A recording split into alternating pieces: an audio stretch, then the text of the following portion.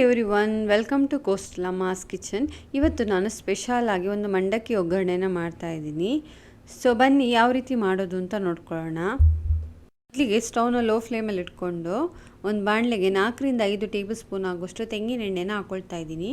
ನಿಮಗೆ ಯಾವ ರೀತಿ ಎಣ್ಣೆ ಬೇಕೋ ಅದನ್ನು ಯೂಸ್ ಮಾಡ್ಕೋಬೋದು.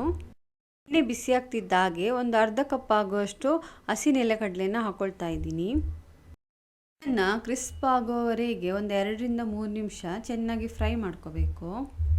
ಸ್ವಲ್ಪ ಕ್ರಿಸ್ಪ್ ಆಗ್ತಾ ಇದ್ದ ಹಾಗೆ ಒಂದು 8-10 ಎಸಳು ಬೆಳ್ಳುಳ್ಳಿನ ಸಣ್ಣದಾಗಿ ಕಟ್ ಮಾಡಿಕೊಂಡು ಹಾಕೊಳ್ತಾ ಇದ್ದೀನಿ.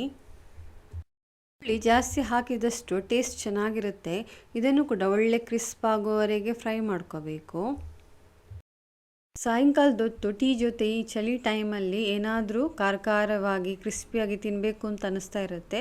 ಆವಾಗ ಇದನ್ನೊಂದು 5 ನಿಮಿಷದಲ್ಲಿ ರೆಡಿ ಮಾಡ್ಕೋಬೋದು.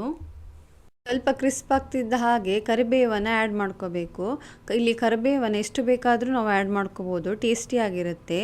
ಇದನ್ನು ಮುಂಚೆನೇ ಆ್ಯಡ್ ಮಾಡ್ಕೋಬಾರ್ದು, ಸೀದೋಗುತ್ತೆ ಇದು. ಈಗ ಕ್ರಿಸ್ಪಿ ಆಗ್ತಾ ಇದ್ದ ಹಾಗೆ ನಾನು ಇದಕ್ಕೊಂದು ಅರ್ಧ ಟೀ ಸ್ಪೂನ್ ಆಗುವಷ್ಟು ಉದ್ದಿನಬೇಳೆ, ಒಂದು ಅರ್ಧ ಟೀ ಸ್ಪೂನ್ ಆಗುವಷ್ಟು ಹೆಸರುಬೇಳೆ, ಹಾಗೆ ಒಂದು 1/4 ಟೀ ಸ್ಪೂನ್ ಆಗುವಷ್ಟು ಜೀರಿಗೆನ ಆ್ಯಡ್ ಮಾಡ್ಕೋತಾ ಇದ್ದೀನಿ.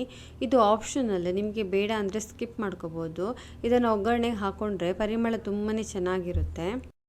ಇದು ಫ್ರೈ ಆಗ್ತಿದ್ದ ಹಾಗೆ ನಾನಿಲ್ಲಿ ಒಂದು ಅರ್ಧ ಟೀ ಸ್ಪೂನ್ ಆಗುವಷ್ಟು ರೆಡ್ ಚಿಲ್ಲಿ ಪೌಡರ್, ರುಚಿಗೆ ತಕ್ಕಷ್ಟು ಉಪ್ಪು, ಹಾಗೆ ಒಂದು 1/4 ಟೀ ಸ್ಪೂನ್ ಆಗುವಷ್ಟು ಅರಶಿನನ್ನು ಹಾಕ್ಕೊಳ್ತಾ ಇದ್ದೀನಿ.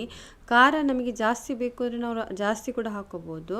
ನಾನಿಲ್ಲಿ ಮೀಡಿಯಮ್ ಖಾರ ಮಾಡ್ಕೋತಾ ಇದ್ದೀನಿ. ಇದನ್ನು ಚೆನ್ನಾಗಿ ಮಿಕ್ಸ್ ಮಾಡ್ಕೊಂಡ್ಮೇಲೆ ನಾನಿಲ್ಲಿ 1 ಬೌಲ್ ಆಗುವಷ್ಟು ಮಂಡಕ್ಕಿನ ಆ್ಯಡ್ ಮಾಡ್ಕೋತಾ ಇದ್ದೀನಿ. ಈ ಮಂಡಕ್ಕಿ ಮಸಾಲೆ ಜೊತೆ ಚೆನ್ನಾಗಿ ಮಿಕ್ಸ್ ಆಗೋವರೆಗೆ ಕೈ ಆಡಿಸ್ಕೋಬೇಕು. ಇವಾಗ ಇದು ರೆಡಿ ಆಗಿದೆ.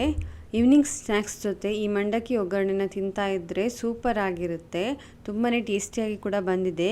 ನೀವು ಕೂಡ ಮನೇಲಿ ಟ್ರೈ ಮಾಡಿ ನೋಡಿ. ಐ ಹೋಪ್ ನಿಮಗೆಲ್ಲ ಈ ರೆಸಿಪಿ ಇಷ್ಟ ಆಗಿದೆ ಅಂತ ಅನ್ಕೋತೀನಿ. Thank you.